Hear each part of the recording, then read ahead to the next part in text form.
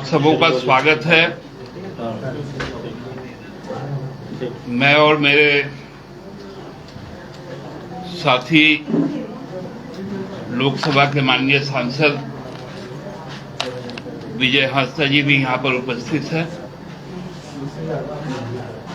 आज सुबह से ही हम सबको जिनसे परिचित है, एक राजनीतिक बाचाल के तौर पर जिनकी उपस्थिति झारखंड की राजनीति में है, उनके द्वारा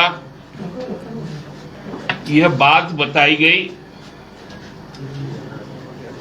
कि राज्यपाल झारखंड के पास चुनाव आयोग का एक सीलबंद लिफाफा आया है।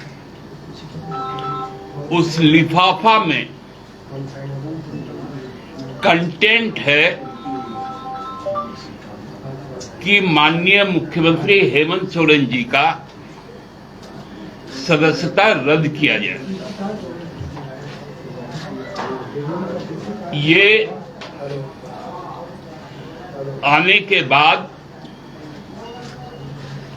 सभी राष्ट्रीय मीडिया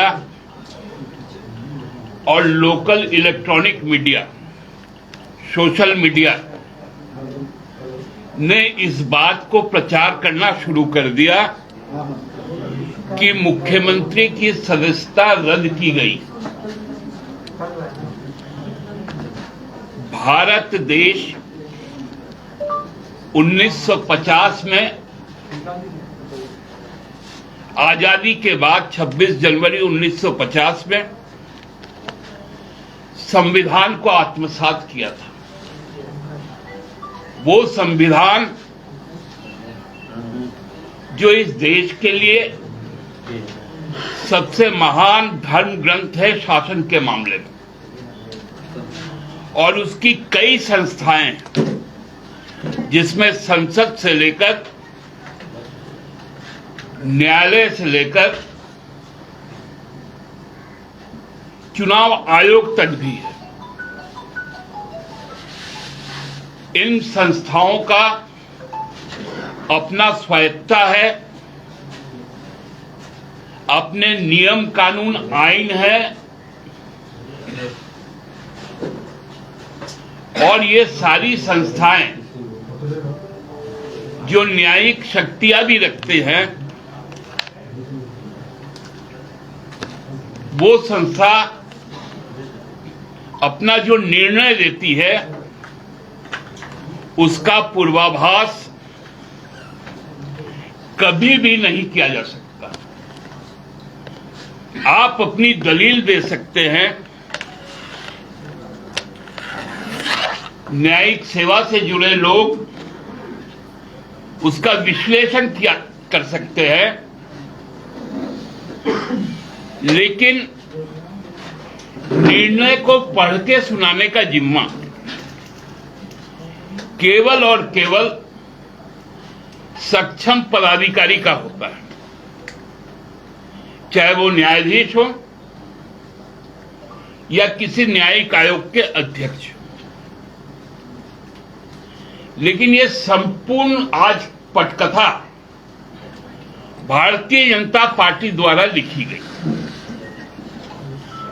लग रहा था कि चुनाव आयोग का जो फैसला है वो या तो पंडित दीनदयाल उपाध्याय मार्ग में लिखी गई हो या बिरसा मुंडा राजपथ में उनके कार्यालय से लिखी गई हो। यह समझना बड़ा मुश्किल हो रहा था।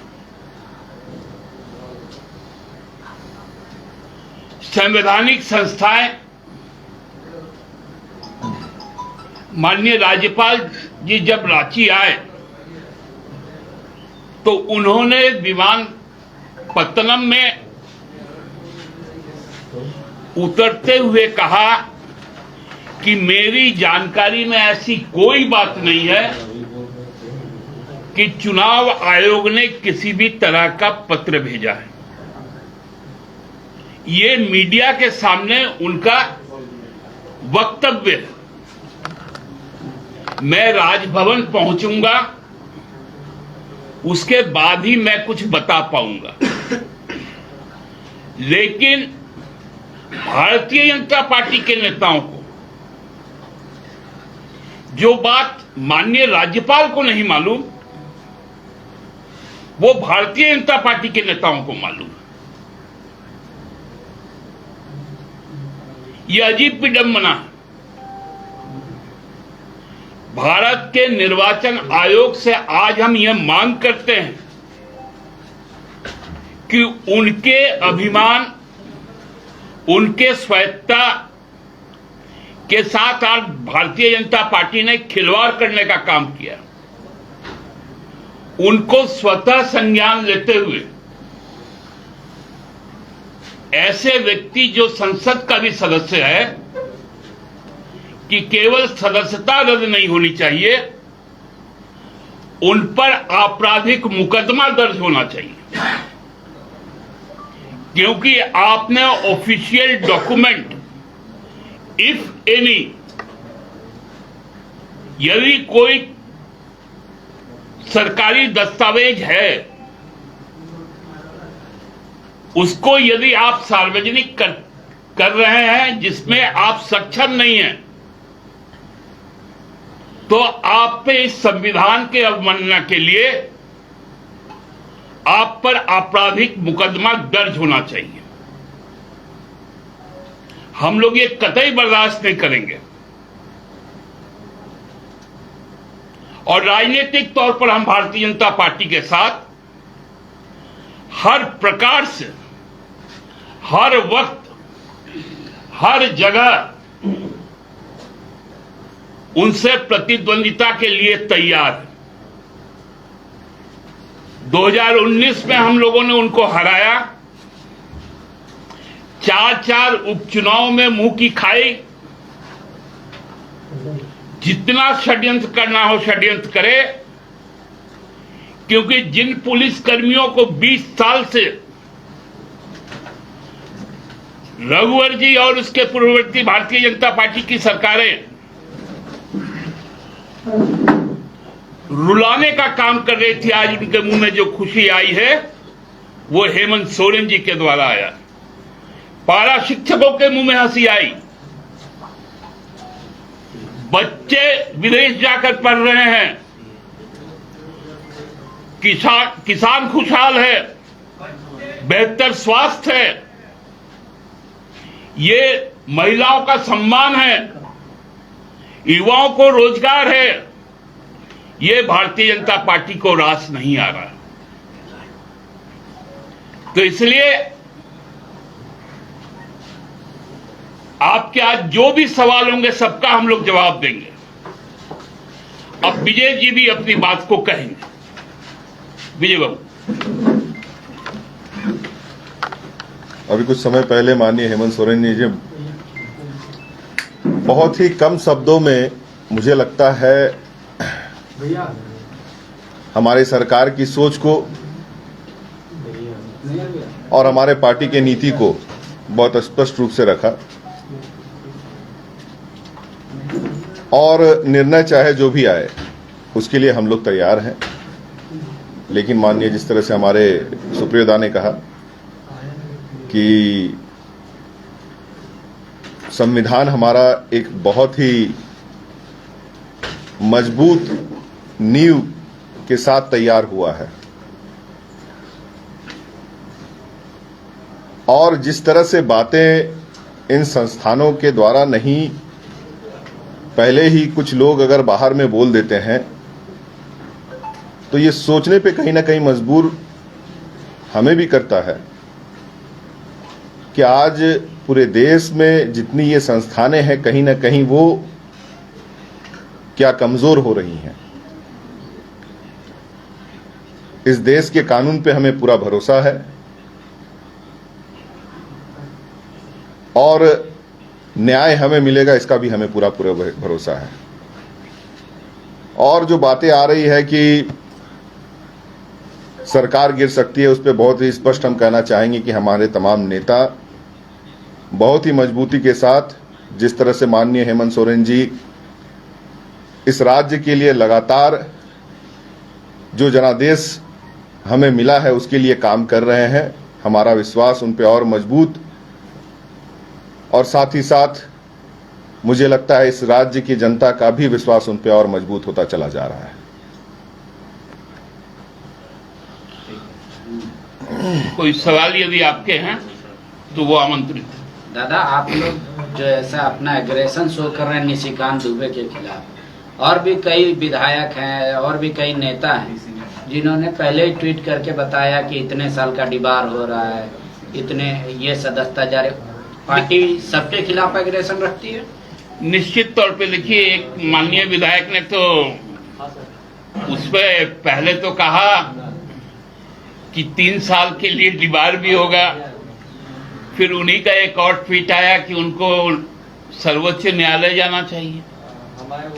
आजकल तो लगता है कि झारखंड मुक्ति मोर्चा शिवालय का घंटा बन गया कि जो भी आता है बजा के चल जाता है। उनको हम कहना चाहते, सलाह देना चाहते कि हम संघर्ष के द्वारा इस राज्य को लेकर आए, और इस राज्य के संचालन के लिए हमें सबके सुझाव चाहिए, लेकिन निर्देशन नहीं चाहिए। हम जानते हैं अपने कमिटमेंट को, हम उस कमिटमेंट को डिलीवर करना भी जानते हैं। दादा, अगर ऐसी कोई विधायक सदस्यता जाती है तो कोई विकल्प है आपके पास, कोई नाम? राजनीतिक विकल्पों का ही नाम है। एक विकल्प आप बता दें, अगर आपको, आप लोगों ने तय किया, आज बैठे थे आप लोग। विकल्प तो हमारा हेमंत सोरेन ही है। नहीं, मैं कह रहा हूँ कि अगर सदस्यता जाने की बात आप कह रहे तो देखिए, बंगला में एक कहावत है, जी, मासिर यदि मोछ होतो तो मामा होतो, तो मौसी का अगर मूछ होता तब ना मामा होता।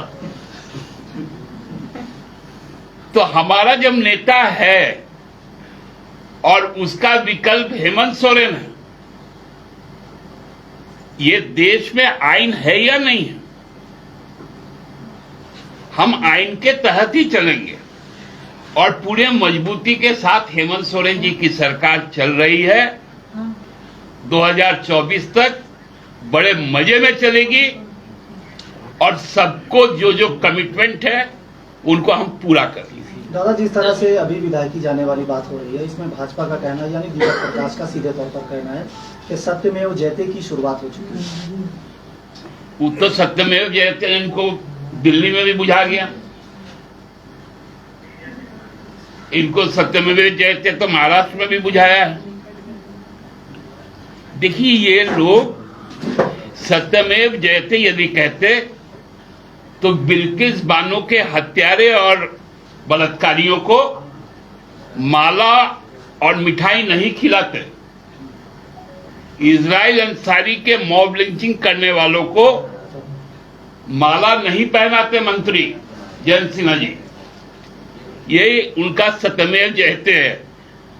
कृपया करके इस देश में इस पवित्र मंत्र को इनके मुंह से हम सुनना नहीं चाहते हैं, क्योंकि ये लोग तिरंगा यात्रा निकालते हैं, इनके 2 मंत्री जम्मू में, जब कठुआ में एक पुरोहित के द्वारा रेप करके हत्या कर दी जाती है। ये सत्यमेव जयते बोलेंगे?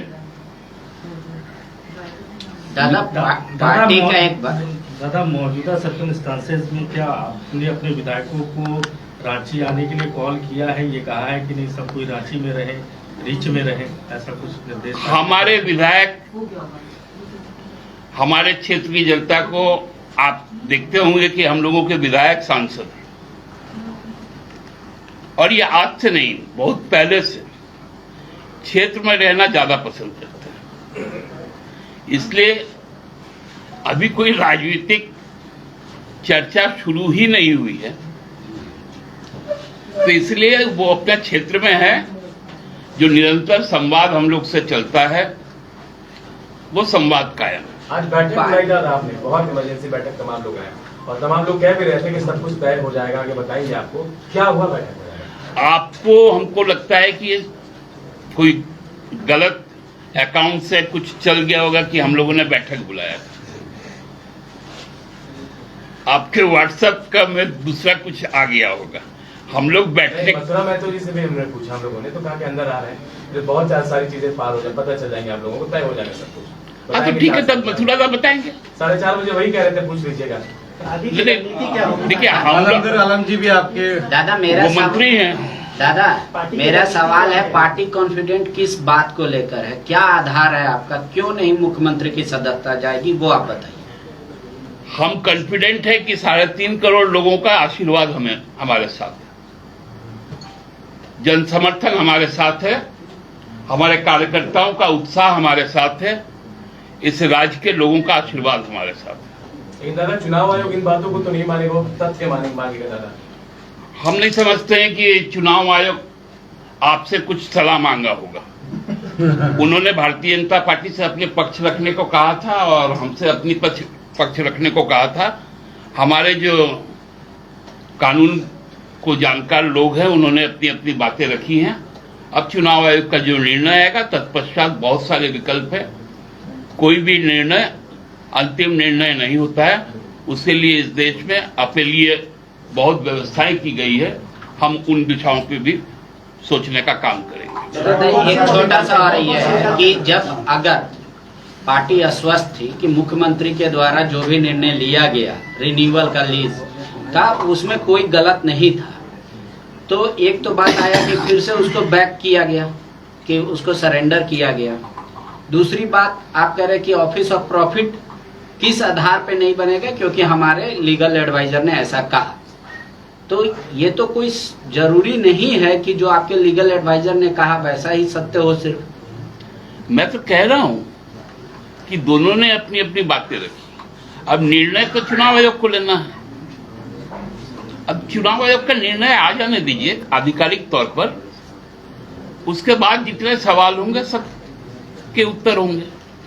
अभी जो मुख्यमंत्री का छवि आप बोल रहे हैं कि सांसद विधायक मिलकर ट्विटर खेल के मीडिया वालों ने खराब किया, तो आप कोई उस पर एक्शन लेंगे, पार्टी आपकी लेगी, उनके खिलाफ जाएगी कोर्ट?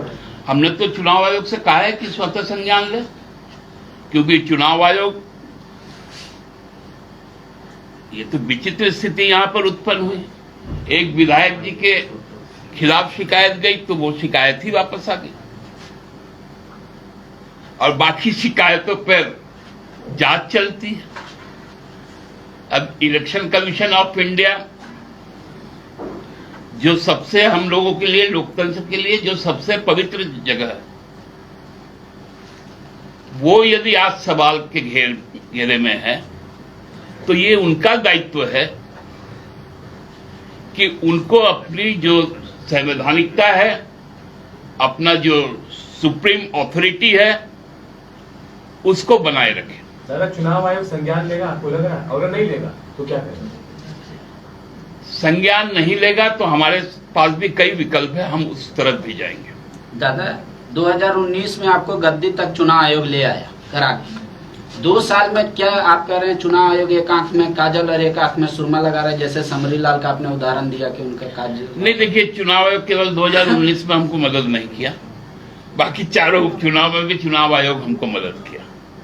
मदद इन द सेंस कि चुनाव करवाया, लोगों का आशीर्वाद हमको मिला, फेयर कराया, फेयर हुआ। तो विश्वास क्यों डिग गया जेएमएम का? नहीं, विश्वास आज इसलिए डिगा कि चुनाव आयोग का अभी तक कोई खंडन नहीं आया सांसद के वक्तव्य पर। तो सांसद पे केस करेंगे ना आप लोग, मानहानि का किसी तरीके से? अब तो वो क्या विकल्प है हम लोग के पास, वो एक्सप्लोर करेंगे। क्योंकि दादा वो कंटिन्यू ऐसा ट्वीट कर रहे हैं, जेएमएम के पीछे पड़े हुए हैं। ईडी किसी और को नहीं पता होगा, जो निशिकांत जी को पता होगा। इसलिए तो हम कहते हैं कि अब इन एजेंसियों के साख पर संकट है, इनको अब साबित करना पड़ेगा कि उनको कौन डिक्टेट कर रहा है। नहीं, आपकी छवि धूमिल करने की कोशिश कर सकते हैं इसको। हमारा छवि कभी धूमिल नहीं होगा, क्योंकि हम जमीन में रहने वाले लोग हैं। हम कोई निजी विमान कंपनी में कितने पैसेंजर कहां से आ रहे हैं और कितने जा रहे हैं, विमान का टाइमिंग क्या है, हम वो प्रवक्ता लोग नहीं हैं।